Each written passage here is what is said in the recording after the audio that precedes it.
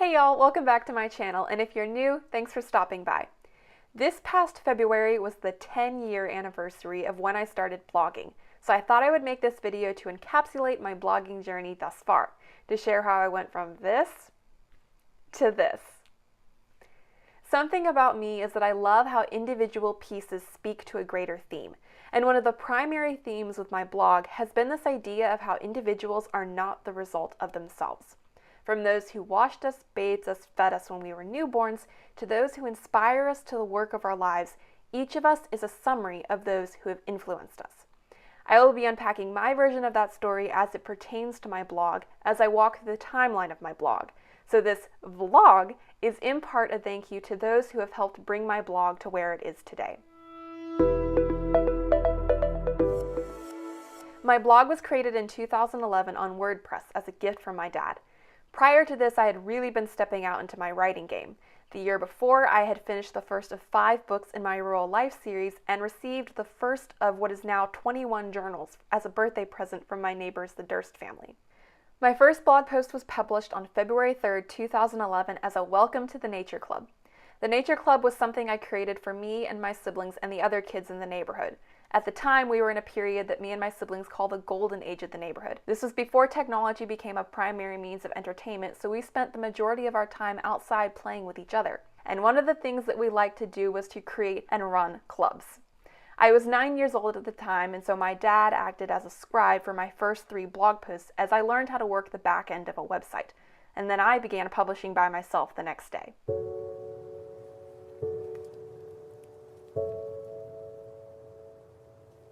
I remember looking back at these first couple of blog posts when I was about a junior in high school and thinking, oh my goodness, this writing quality is terrible. 9-year-old me was thinking she was a good communicator, but that is not at all what was going on.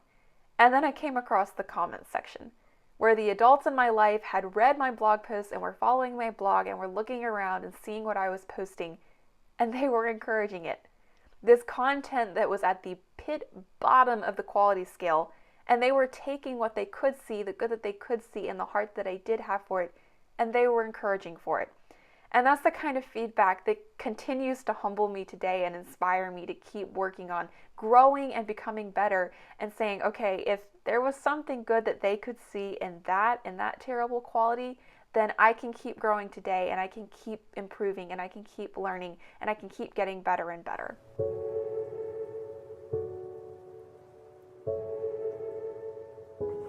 So I wrote about the Nature Club and the other clubs and my friends, and then I started publishing writing pieces, stories that I had written, chapters from the book that I mentioned that I finished before I got my blog, and other short stories that I made up for my blog or that I was putting into a collection of short stories that I was writing. But other than that, having my blog was like having a secret superpower. I didn't really think about it that much. It wasn't something that I spent a lot of my time on. It was just a hidden, interesting fact about me that when I did think about it, I was like, oh, that's so cool, and I got excited about it, but didn't really do much there.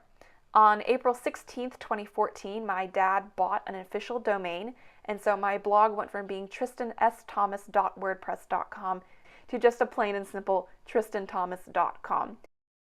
And around this time was when my neighbors also became aware of the fact of Tristan has a blog. And so, of course, they wanted to be on the blog because what kid doesn't want to be famous? Visit us at tristanthomas.com. You see us, but especially me. Go to tristanthomas.com. It's the best.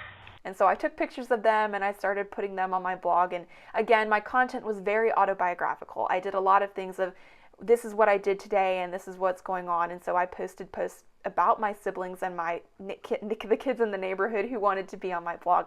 I started a column called Josh's Column. Josh is a kid that lived down the street, and he kind of gave advice as something that he was doing at that time. And so I put on his advice there of different things and wrote, hey, if you want advice from Josh, write in here and Josh can give you advice. So I did different things like that. And then toward the end of 2014, when I turned about 13 years old, one of my best friends, Julia Alex, subscribed to my blog, and sometime soon after that told me that she reads every single one of my blog posts. She told me that for the first time then, and she's told me that multiple times since. And it's feedback like that, like with the comments earlier, that inspires me to keep writing, to know that there's somebody out there who's getting this, who's consuming this, who's looking for it, who's getting something from it, and that it's not just me hitting publish and that my content's going out into oblivion, that there's somebody on the other side. And so Julia's feedback there is another one of those pieces that inspires me to keep writing and to keep producing what I am today. We're working on our brutal honesty, guys. It's a process, but I'm trying to make it happen, and that hurts more than I thought it would. My sophomore year of high school piled on homework so high that I did not have the time to blog. My grandpa was one of the earliest followers at the time, and we were eating lunch every Sunday at their house, and he regularly inquired when I would pick up the hobby again. This consistency of his constantly brought it back to mind and reminded me that this is something that I wanted to do. It's something that I wanted to explore. And so eventually I did log back into WordPress and I started publishing anew. Every Sunday after that, sometime shortly after the dishes were cleared, Grandpa would look down the table at me and say something along the lines of, "Tristan, I've enjoyed reading your blog posts." I was able to see him shortly before he passed away on May 1st, 2020, and the last thing he said to me was, "I like reading your blog." I probably wouldn't be blogging here today if it were not for his encouragement.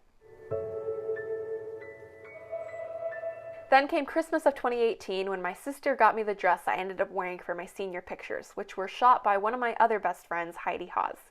These pictures, paired with Canva's color palette picker, ended up setting the foundation for my brand's blog. My blog's brand. Wow, I'm somewhat dyslexic. I spent the first year and a half of my college career working for a local smoothie cafe. And while everyone that I worked with there has influenced my blog in some shape or form, Jackson Henry had the most impact. When he found out that I had a blog, he went and checked it out and then got back to me saying, "All that I found there was content about where your family went and what your family did." This is a concept that my dad talks about a lot. He says that anybody who approaches any content, product, or service is going to be asking the question, "What's in it for me?" And Jackson did not find anything that was in it for him. And this really caused me to step back and to consider, what is the message I'm trying to deliver, and who am I trying to deliver it to?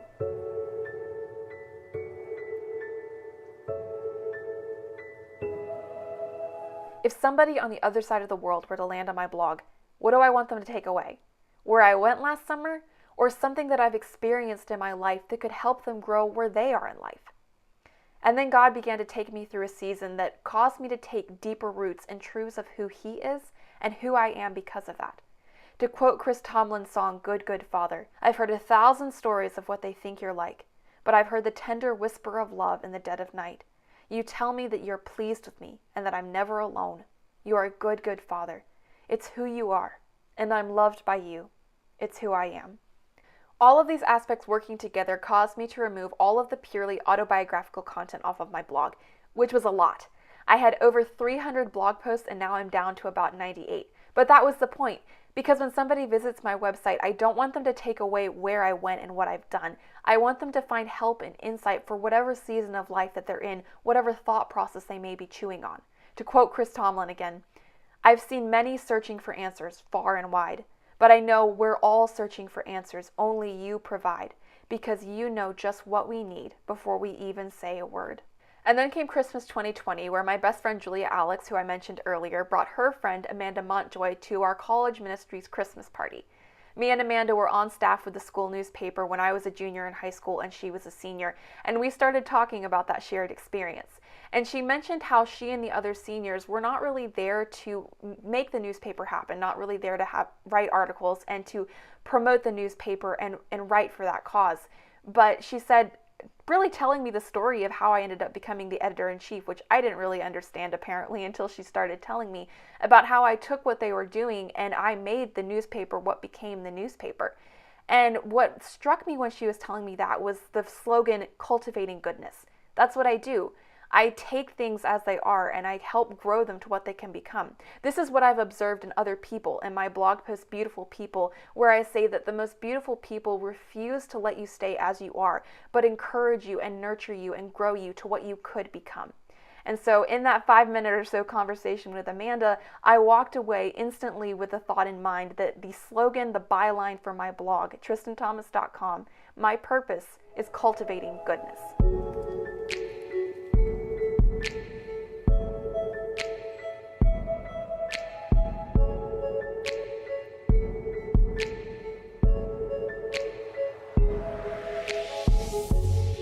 Today, there are many ways in which I am still just like that 9-year-old nature girl who was so passionate about sharing her love for God's creation.